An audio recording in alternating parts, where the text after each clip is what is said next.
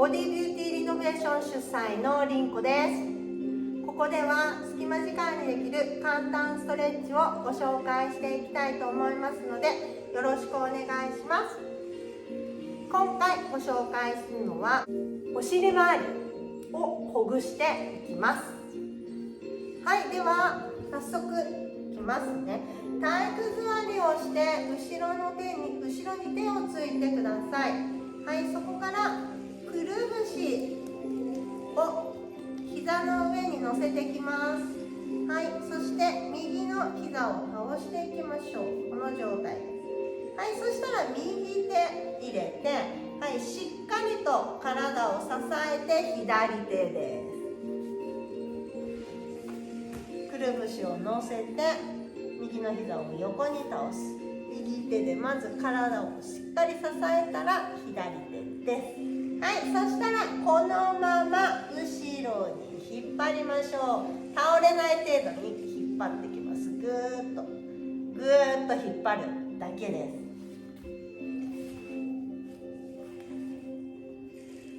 ぐーっと引っ張る。はい、そして引っ張ったら回していきましょう。やりたいのはここです。お尻の付け根を回していきます。反対にも回していきましょう。腰痛予防改善になります。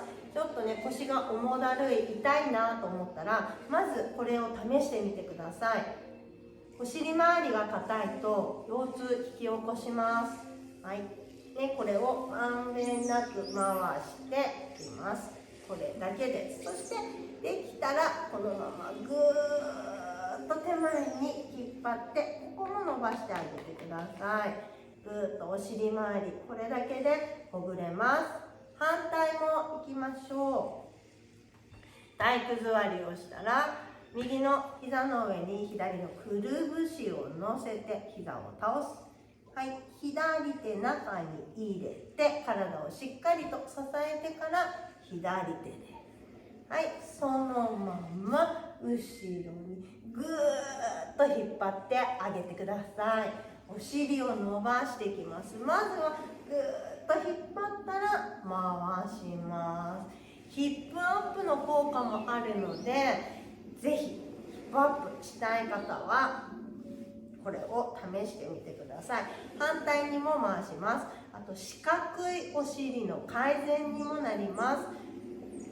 お尻周りをほぐして腰痛改善、